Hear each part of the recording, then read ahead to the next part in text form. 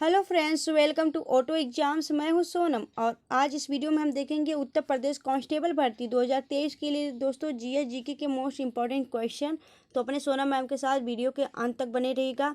इस वीडियो में हम टोटल आपके 30 क्वेश्चन कवर करने वाले हैं, जो कि आपके एग्जाम पॉइंट ऑफ व्यू से काफ़ी ज़्यादा इंपॉर्टेंट है। तो इसलिए आपको इस क्लास के अंत तक बने रहिएगा। और दोस्तों, जितने भी हमारे स्टूडेंट हैं जो भी उत्तर प्रदेश कांस्टेबल भर्ती की तैयारी कर रहे हैं दोस्तों, तो उन सभी को हम यह बात बोलना चाहते हैं कि आप लोग रेगुलर क्लास में बने रहिएगा और पूरे मेहनत के साथ हमें इस बार सिलेक्शन लेके रहना है। बस इसी मोटिवेशन के साथ आप लोग पढ़ाई करते रहिए, अपना प्रिपरेशन करते रहिए, आपको सफलता जरूर मिलेगी, सिलेक्शन जरूर मिलेगा। ठीक है, तो चलिए चलते हैं पहले क्वेश्चन की तरफ।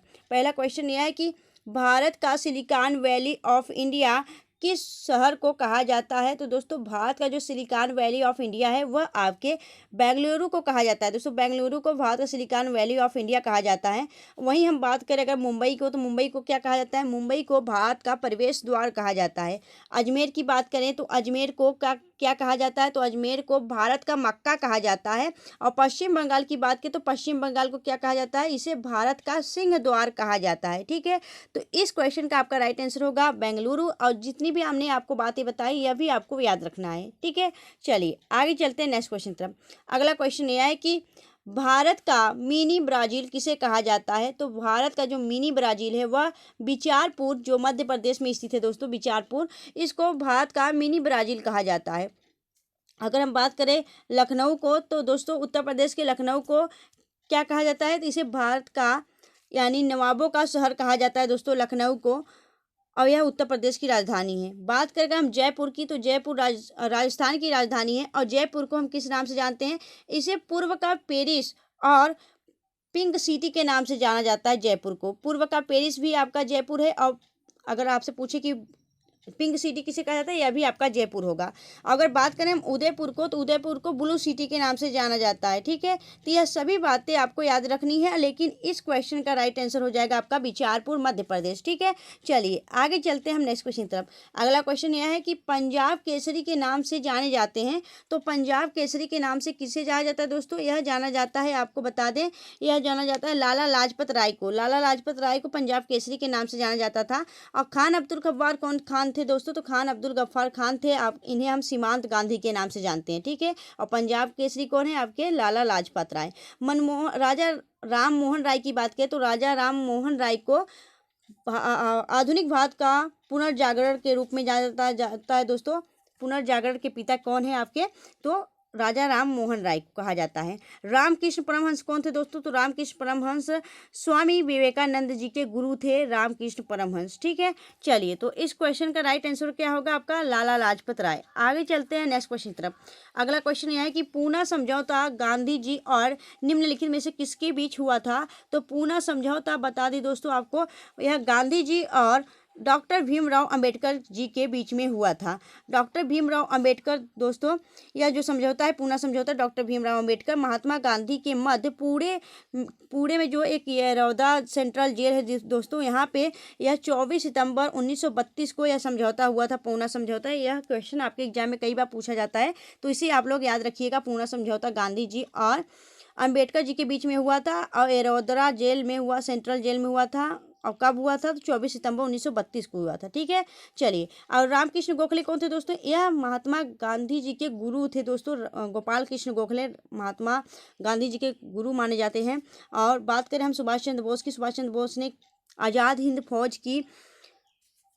फौज की गठन किया था। और इन्हें दोस्तों, इनकी जो जन्म है वह 23 जनवरी को मनाया जाता है। ठीक है, चलिए आगे चलते हैं नेक्स्ट क्वेश्चन तरफ। अगला क्वेश्चन यह है कि उत्तरी ध्रुव की खोज निम्नलिखित में से किसने की थी। तो उत्तरी ध्रुव की खोज की थी रॉबर्ट पीरी ने उत्तरी ध्रुव की खोज की थी। अगर हम बात करें रॉबर्ट ब्राउन की, रॉबर्ट ब्राउन ने न्यूक्लियस की खोज की थी दोस्तों, केंद्रक की खोज किसने की थी? तो अपन रॉबर्ट ब्राउन ने किया था। फ्लेमिंग की बात करें तो अलेक्जेंडर फ्लेमिंग ने पेनिसिलिन की खोज की थी। ठीक है, क्लियर हुआ। चलिए आगे चलते हैं हम नेक्स्ट क्वेश्चन की तरफ।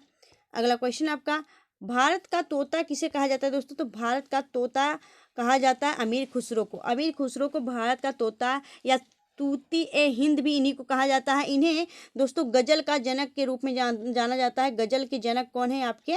गजल के जनक हैं आपके कौन? तो यही है आपके अमीर खुसरो जी। गजल के जनक अमीर खुसरो जी हैं और यह उत्तर प्रदेश के एटा जिले से संबंधित है। ठीक है, तो आपका राइट आंसर हो जाएगा कौन? तो भारत का जो तोता कहा जाता है वह अमीर खुसरो को कहा जाता है। ठीक है, चलिए आगे चलते हैं हम नेक्स्ट क्वेश्चन की तरफ। अगला क्वेश्चन आपका, सबका साथ सबका विकास पुस्तक के लेखक कौन है? तो सबका साथ सबका विकास पुस्तक के लेखक हैं आपके नरेंद्र मोदी जी। ठीक है, नरेंद्र मोदी जी। और इनकी एक और पुस्तक है कौन सी? तो एग्जाम वॉरियर इन्हीं की पुस्तक है दोस्तों, नरेंद्र मोदी जी की। और यह कौन है दोस्तों? यह वर्तमान में भारत के प्रधानमंत्री हैं। ठीक है, किस पार्टी से दोस्तों? तो यह बीजेपी यानी भाजपा के पार्टी से हैं। ठीक है, बात करें राजेंद्र प्रसाद की। राजेंद्र प्रसाद कौन थे? तो यह भारत के पहले राष्ट्रपति थे। ठीक है, और जवाहरलाल नेहरू कौन थे? तो यह थे आपके कौन? तो यह भारत के पहले प्रधानमंत्री हैं जवाहरलाल नेहरू। बात करें पृथ्वीराज राजसो की। पृथ्वीराज राजसो का कौन सा पुस्तक है? इनकी एक पुस्तक है चंद्रवरदाई। ठीक है, तो इस क्वेश्चन का राइट आंसर हो जाएगा आपका नरेंद्र मोदी। चलिए आगे चलते हैं नेक्स्ट क्वेश्चन तरफ। अगला क्वेश्चन यह है कि निम्नलिखित में से किस शासक के शासन काल को साहित्य और कला का स्वर्ण युग कहा जाता है? तो यह आपका राइट आंसर होगा दोस्तों। यह कहा जाता है किसको? यह चंद्रगुप्त द्वितीय के शासन काल को कहा जाता है। ठीक है, चंद्रगुप्त द्वितीय के शासन काल को साहित्य कला का स्वर्ण युग कहा जाता है। और चंद्रगुप्त द्वितीय दोस्तों यानी आपका विक्रमादित्य। चंद्रगुप्त द्वितीय ने विक्रमादित्य का उपाधि धारण किया था। चंद्रगुप्त द्वितीय के शासनकाल में चीनी यात्री फयान भारत आया था। ठीक है, क्लियर हुआ। समुद्रगुप्त को क्या कहा जाता है दोस्तों? समुद्रगुप्त को भारत का नेपोलियन कहा जाता है। और जो चंद्रगुप्त प्रथम है दोस्तों, चंद्रगुप्त प्रथम ने महाधिराज की उपाधि धारण की थी। और बात करें, यह गुप्त वंश का प्रथम शासक था चंद्रगुप्त प्रथम। और चंद्रगुप्त मौर्य की बात करें तो चंद्रगुप्त मौर्य के जो पुस्तक है वह मेगास्थनीज है। इसे मेगास्थनीज ने इस पुस्तक को लिखा। चंद्रगुप्त के मौर्य की एक पुस्तक है। मेगास्थनीज ने एक पुस्तक लिखी है कौन सी? तो इंडिका नामक पुस्तक लिखी है। इसमें आपके चंद्रगुप्त के शौर्य की गाथा लिखी गई है। ठीक है, और मेगास्थनीज किसके दरबार में आया था? तो चंद्रगुप्त मौर्य के दरबार में आया था। और कौन था? वह सेल्युकस ने उसे भेजा था। सेल्युकस का राजदूत था। ठीक है, तो इस क्वेश्चन का राइट आंसर क्या हो जाएगा आपका? चंद्रगुप्त द्वितीय। ठीक है, चलिए आगे चलते हैं नेक्स्ट क्वेश्चन की तरफ। अगला क्वेश्चन यह है कि महात्मा बुद्ध के जन्म का प्रतीक क्या था दोस्तों? तो जन्म का प्रतीक था महात्मा बुद्ध के क्या था? तो कमल व साड़ महात्मा बुद्ध के जन्म का प्रतीक माना जाता है। ठीक है, महात्मा बुद्ध का जन्म कहाँ हुआ था? तो कपिल वस्तु में महात्मा बुद्ध का जन्म हुआ था। ठीक है, इनके पिता का क्या नाम था? तो शुद्धोधन था। ठीक है, और इनकी माता का नाम क्या था? तो महामाया था। और इन्होंने प्रथम उपदेश कहाँ दिया था? तो सारनाथ में प्रथम उपदेश दिया था। बोध गया में इनको ज्ञान की प्राप्ति हुई थी बोधि वृक्ष के नीचे। और इनकी जो मृत्यु थी कहाँ हुई थी? तो कुशीनारा में इनकी मृत्यु हुई थी। ठीक है, चलिए इनकी मृत्यु को क्या कहा जाता है? तो महापरिनिर्वाण के नाम से जाना जाता है। चलिए आगे चलते हैं नेक्स्ट क्वेश्चन की तरफ। अगला क्वेश्चन यह है कि भारत का प्रथम गवर्नर जनरल कौन था? तो भारत का प्रथम गवर्नर जनरल था आपका लॉर्ड विलियम बेंटिक। ये ऑप्शन आपका राइट आंसर हो जाएगा। लॉर्ड विलियम बेंटिक भारत का प्रथम गवर्नर जनरल था। बात करें हम भारत का जो प्रथम गवर्नर जनरल था विलियम बेंटिक था। इसने सती प्रथा का अंत और मैकाले की शिक्षा संबंधी संस्कृतियों को स्वीकार किया था। ठीक है, अगर हम बात करें लॉर्ड कॉर्नवालिस की, तो लॉर्ड कॉर्नवालिस प्रशासनिक सेवा या सिविल सर्विसेज के जनक के रूप में जाने जाते हैं लॉर्ड कॉर्नवालिस। लॉर्ड डलहौजी की बात करें तो यह आपके रेलवे के जनक के रूप में जाने जाते हैं। लॉर्ड डलहौजी के शासन काल में ही, लॉर्ड डलहौजी के समय पे ही दोस्तों 1853 में मुंबई से थाने तक की प्रथम रेल चलाया गया था। ठीक है, इसलिए इसे रेलवे के जनक के रूप में जाना जाता है। ठीक है, अगर चार्ल्स मेटक्रॉफ्ट की बात करें तो इन्हें प्रेस के मुक्तिदाता के रूप में जाना जाता है। ठीक है, चलिए आगे चलते हैं नेक्स्ट क्वेश्चन की तरफ। अगला क्वेश्चन है आपका नागार्जुन सागर परियोजना किस नदी पर स्थित है? तो नागार्जुन सागर परियोजना है वह आपका कृष्णा नदी पर स्थित है। यह क्वेश्चन भी आपके एग्जाम में कई बार पूछा गया है। और दोस्तों यह जो कृष्णा नदी है कहाँ से निकलती है? यह निकलती है आपके महाराष्ट्र के महाबलेश्वर पहाड़ी से कृष्णा नदी का उद्गम स्थल माना जाता है। ठीक है, चलिए आगे देखेंगे नेक्स्ट क्वेश्चन की तरफ। अगला क्वेश्चन यह है कि भारत के किस शहर में बड़ा अजायब घर है? तो दोस्तों भारत का जो सबसे बड़ा अजायब घर है वह कोलकाता में स्थित है। ठीक है, कोलकाता में स्थित है, यह आपको पता होना चाहिए। नवाबों का शहर लखनऊ कहा जाता है। वाराणसी को दोस्तों घाटों का शहर या मंदिरों के शहर के रूप में जाना जाता है। ठीक है, चलिए आगे देखिए नेक्स्ट क्वेश्चन की तरफ। अगला क्वेश्चन यह है कि असेंबली में बम फोड़ते हुए इनकलाब जिंदाबाद का नारा किसने दिया था?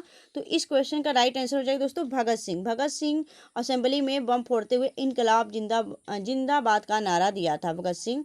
ठीक है, चलिए आगे चलते हैं नेक्स्ट क्वेश्चन की तरफ। अगला क्वेश्चन है कि श्वेत क्रांति किससे संबंधित है?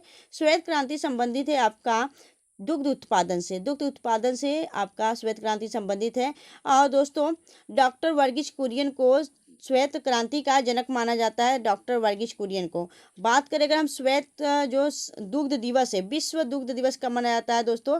तो विश्व दुग्ध दिवस मनाया जाता है आपका कब? तो यह मनाया जाता है आपका 1 जून को विश्व दुग्ध दिवस मनाया जाता है। अगर आपसे पूछे राष्ट्रीय दुग्ध दिवस कब मनाया जाता है, तो राष्ट्रीय दुग्ध दिवस आपका 26 नवंबर को मनाया जाता है दोस्तों। 26 नवंबर को आपका राष्ट्रीय दुग्ध दिवस मनाया जाता है। ठीक है, चलिए आगे चलते हैं नेक्स्ट क्वेश्चन की तरफ। अगला क्वेश्चन यह है कि चावल उत्पादन में भारत का विश्व में कौन सा स्थान है? तो दोस्तों चावल उत्पादन में भारत का विश्व में दूसरा स्थान है। आपका राइट आंसर होगा दूसरा।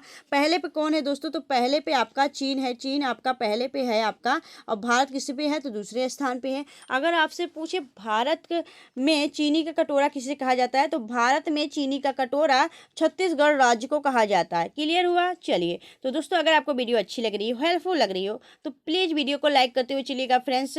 चलिए आगे चलते हैं नेक्स्ट क्वेश्चन की तरफ। ठीक है, तो आपका नेक्स्ट क्वेश्चन है सबसे ऊंची नागरिक हवाई अड्डा किस देश में है? तो दोस्तों सबसे ऊंची जो नागरिक हवाई अड्डा है वह आपके चीन देश में है। ठीक है, चलिए आगे देखेंगे नेक्स्ट क्वेश्चन। अगला क्वेश्चन यह है कि राष्ट्रीय डेयरी अनुसंधान संस्थान कहाँ स्थित है? तो राष्ट्रीय डेयरी अनुसंधान संस्थान की बात करें तो यह आपके करनाल हरियाणा में स्थित है। अगर आपसे पूछे राष्ट्रीय भैंस अनुसंधान स्थित कहाँ है, तो यह आपके हिसार हरियाणा में है। और लखनऊ में क्या स्थित है दोस्तों? तो लखनऊ में औषधि राष्ट्रीय औषधि अनुसंधान संस्थान स्थित है। और नई दिल्ली में आपका राष्ट्रीय कृषि अनुसंधान संस्थान स्थित है। ठीक है, तो आपका इस क्वेश्चन का राइट आंसर हो जाएगा करनाल हरियाणा में स्थित है। चलिए नेक्स्ट क्वेश्चन देखेंगे। अगला क्वेश्चन यह है कि भारतीय संविधान के किस अनुच्छेद में अस्पृश्यता का अंत को उल्लेखित किया गया है? तो आपका राइट आंसर हो जाएगा, यह उल्लेखित किया गया किसमें? आर्टिकल 17 यानी आर्टिकल 17 में आपके संविधान में यह अनुच्छेद दिया गया है कि अस्पृश्यता यानी छुआछूत का अंत आपके आर्टिकल 17 में दिया गया है। ठीक है, 18 की बात करें तो आर्टिकल 18 में क्या किया गया है? उपाधियों का अंत दिया गया है। और आर्टिकल 19 में दिया गया है आपके वाक अभिव्यक्ति की स्वतंत्रता यानी बोलने की स्वतंत्रता। दोस्तों आर्टिकल 20 की बात करें तो दोष सिद्धि से संरक्षण का जो आर्टिकल है वह आपका आर्टिकल 20 है। तो इस क्वेश्चन का राइट आंसर हो जाएगा आर्टिकल 17 यानी 17। ठीक है, चलिए आगे चलते हैं नेक्स्ट क्वेश्चन की तरफ। अगला क्वेश्चन यह है कि भारतीय संविधान में संशोधन की प्रक्रिया किस देश से लिया गया है? तो जो संशोधन की जो प्रक्रिया है वह लिया गया आपके अफ्रीका से। ठीक है, अफ्रीका से लिया गया संशोधन की प्रक्रिया। राज्यपाल की जो पद है वह कहाँ से लिया गया है? या कर्नाटक से लिया गया है। और बात करें अगर हम जर्मनी से क्या लिया गया है, तो राष्ट्रीय उपबंध लिया गया दोस्तों जर्मनी से। ठीक है, आपातकालीन उपबंध लिया गया है जर्मनी से। चलिए आगे चलते हैं हम नेक्स्ट क्वेश्चन की तरफ। अगला क्वेश्चन यह है कि नींबू और संतरा में कौन सी विटामिन पाई जाती है? तो नींबू और संतरा में आपकी विटामिन सी पाई जाती है। और विटामिन सी की कमी से कौन सा रोग हो जाता है? तो स्कर्वी रोग हो जाता है। मसूरों में स्कर्वी रोग हो जाता है विटामिन सी की कमी से। और विटामिन सी आपके नींबू और संतरा में पाया जाता है। ठीक है, विटामिन सी का रासायनिक नाम क्या है? तो सिट्रिक एसिड। चलिए आगे चलते हैं हम नेक्स्ट क्वेश्चन की तरफ। विटामिन सी का दोस्तों रासायनिक नाम क्या है आपका? नींबू और संतरा में आपका सिट्रिक एसिड पाया जाता है। और जो आपका विटामिन सी है खट्टे फलों में सिट्रिक एसिड पाया जाता है। विटामिन सी का जो रासायनिक नाम है क्या है, यह आप बताएंगे हमें कमेंट सेक्शन में। ठीक है, विटामिन सी का रासायनिक नाम क्या है? ठीक है, चलिए आगे चलते हैं नेक्स्ट क्वेश्चन की तरफ। अगला क्वेश्चन यह है कि काला हीरा किसे कहते हैं? तो काला हीरा पाया जाता है आपका किसे कहा जाता है दोस्तों? ब्लैक डायमंड यानी काला हीरा। तो यह कहा जाता है कोयले को। दोस्तों कोयला जो है वह काला हीरा के रूप में जाना जाता है। आगे चलते हैं नेक्स्ट क्वेश्चन की तरफ। अगला क्वेश्चन ये है कि विद्युत बल्ब में कौन सी गैस भरी हो जाती है। तो दोस्तों विद्युत बल्ब में गैस भरी होती है आपका नाइट्रोजन। नाइट्रोजन अगर ऑप्शन में होगा दोस्तों आप नाइट्रोजन लगाएंगे, अगर आपके ऑप्शन में आर्गन दिया है तो आप आर्गन लगाएंगे, ठीक है। नाइट्रोजन या आर्गन निष्क्रिय गैस भरी जाती है बल्ब में, और बल्ब का जो तंतु होता है दोस्तों वह टंगस्टन का बना होता है, ठीक है। क्लियर हुआ। चलिए आगे चलते हैं नेक्स्ट क्वेश्चन की तरफ। अगला क्वेश्चन यह है कि गुरुत्वाकर्षण की खोज किसने किया है। तो दोस्तों गुरुत्वाकर्षण की जो खोज है वह किए थे दोस्तों सर आइजैक न्यूटन ने। न्यूटन ने दोस्तों गुरुत्वाकर्षण की खोज की थी, ठीक है। चलिए, और ग्रेगर जार मेंडल कौन थे दोस्तों। ग्रेगर जार मेंडल खोज किए थे आपके अनुवांशिकी की खोज की थी ग्रेगर जार मेंडल, ठीक है। चलिए आगे चलते हैं हम नेक्स्ट क्वेश्चन की तरफ। अगला क्वेश्चन आपका दूध की शुद्धता किस यंत्र से मापी जाती है। तो दोस्तों दूध की जो शुद्धता है वह आपके लैक्टोमीटर से नापी जाती है। बी आपका राइट आंसर हो जाएगा। अगर आपसे पूछे थर्मामीटर से क्या नापा जाता है, तो थर्मामीटर आपका टेम्परेचर यानी तापमान नापा जाता है, ठीक है। आपको जब बुखार हो जाता है तो आप थर्मामीटर का ही इस्तेमाल करते हैं और उससे अपने बॉडी का टेम्परेचर नापते हैं, ठीक है। तो थर्मामीटर से क्या टेम्परेचर नापा जाता है। बैरोमीटर की बात करें तो बैरोमीटर क्या होता है। बैरोमीटर जो होता है आपके वायुमंडल का जो दाब होता है उससे आपका बैरोमीटर से उसका दाब नापा जाता है, ठीक है। क्लियर हुआ। तो इस क्वेश्चन का राइट आंसर हो जाएगा लैक्टोमीटर। आगे चलते हैं नेक्स्ट क्वेश्चन की तरफ। अगला क्वेश्चन यह है कि बनारस घराने से संबंधित है। तो दोस्तों बनारस घराने से कौन संबंधित है। आप जानते हैं कि यूपी कांस्टेबल में घराने भी पूछा जाता है, तो आप जानते हैं कि बनारस घराने से कौन कौन संबंधित है। तो बनारस घराने से संबंधित हैं आपके गिरजा देवी रसूलन बाई, यानी आपका उपयुक्त दोनों ऑप्शन सी आपका राइट हो जाएगा। दोनों गिरजा देवी और रसूलन बाई या दोनों आपके बनारस घराने से संबंध रखती हैं, ठीक है। चलिए आगे चलते हैं। अगला क्वेश्चन यह है कि हुमायूं का मकबरा कहाँ स्थित है। तो दोस्तों हुमायूं का जो मकबरा है वह आपके दिल्ली में स्थित है, ठीक है। दिल्ली में स्थित है हुमायूं का मकबरा। बात करें हम फतेहपुर सिकरी को किसने बसाया था। तो अकबर ने बसाया था, ठीक है। चलिए आगे चलते हैं। अगला क्वेश्चन यह है कि हर्षवर्धन किस वंश का शासक था। तो हर्षवर्धन वर्धन वंश का शासक था, ठीक है। चलिए आगे चलते हैं। अगला क्वेश्चन यह है कि मोरक्को का यात्री इब्न बतूता भारत किसके शासनकाल में आया था। यह क्वेश्चन काफ़ी इंपॉर्टेंट है दोस्तों और एग्जाम में कई बार देखने को भी मिला है। जो मोरक्को का निवासी है दोस्तों इब्न बतूता, यह भारत किसके शासनकाल में आया था। तो यह आया था किसके। तो आपका राइट आंसर हो जाएगा, यह आया था मोहम्मद बिन तुगलक या तुगलक वंश के शासक थे दोस्तों। इनके शासनकाल में इब्न बतूता आया था, या मोरक्को का निवासी था, ठीक है। अगर बात करें बलबन की, तो बलबन किसने क्या शुरू किया था। बलबन पाबोस की प्रथा शुरू की थी। पाबोस की प्रथा शुरू की थी किसने, आपके बलबन ने शुरू की थी। अलाउद्दीन खिलजी अपने आप को क्या बोलता था, दूसरा सिकंदर के नाम से जाना जाता था अलाउद्दीन खिलजी को, ठीक है। चलिए आगे चलते हैं। अगला क्वेश्चन यह है कि खबरों में रही सबरीमाला मंदिर किस राज्य में स्थित है। तो दोस्तों सबरीमाला जो मंदिर है वह केरल राज्य में स्थित है, और केरल राज्य में स्थित है सबरीमाला मंदिर। और बात करें हम यह कहाँ पे स्थित है, तो यह केरल के पेरियार टाइगर रिजर्व में स्थित है दोस्तों। पेरियार टाइगर रिजर्व में सबरीमाला मंदिर स्थित है। और सबरीमाला मंदिर में किस भगवान की पूजा की जाती है, यह भी क्वेश्चन आपके एग्जाम में देखने को मिला है। तो दोस्तों सबरीमाला में जो मंदिर है उसमें भगवान अयप्पा की पूजा की जाती है, ठीक है। भगवान अयप्पा की पूजा की जाती है सबरीमाला मंदिर में, यह आपको ध्यान रखना है, ठीक है। चलिए आगे चलते हैं नेक्स्ट क्वेश्चन की तरफ। अगला क्वेश्चन यह है कि भारत के किस नदी का उद्गम महाराष्ट्र के महाबलेश्वर से है। तो दोस्तों आपका राइट आंसर हो जाएगा कृष्णा नदी। कृष्णा नदी जो है भारत की नदी है कृष्णा नदी, इसका उद्गम स्थल महाराष्ट्र के महाबलेश्वर पहाड़ी से हुई है। और इस पे दोस्तों कौन सी परियोजना है, तो नागा अर्जुन सागर परियोजना आपका कृष्णा नदी पर ही स्थित है, ठीक है। तो दोस्तों अगर बात करें हम नर्मदा नदी का उद्गम स्थल क्या है, तो यह अमरकंटक की पहाड़ी से निकलती है, मध्य प्रदेश के अमरकंटक पहाड़ी से। यह सतपुरा और विंध्याचल पर्वत के बीचों बीच बहती है दोस्तों नर्मदा नदी, ठीक है। गोदावरी नदी को बूढ़ी गंगा के नाम से भी जाना जाता है, और यह गोदावरी नदी नासिक के त्र्यंबकेश्वर पहाड़ी से निकलती है। अगर बात करें यमुना की, तो यमुना आपकी यमुनोत्री ग्लेशियर यानी बंदरपुर चोटी से निकलती है। यह गंगा की सबसे लंबी सहायक नदी है यमुना नदी, ठीक है। तो इस क्वेश्चन का राइट आंसर हो जाएगा कृष्णा नदी। तो दोस्तों आपको वीडियो कैसी लगी आप हमें कमेंट सेक्शन में कमेंट करके जरूर बताएं। अगर आपको वीडियो अच्छी लगी हो, हेल्पफुल लगी हो, तो प्लीज़ वीडियो को लाइक करना और चैनल को सब्सक्राइब करना ऑटो एग्जाम्स को। मिलेंगे आपसे नेक्स्ट वीडियो में, तब तक के लिए bye bye and take care.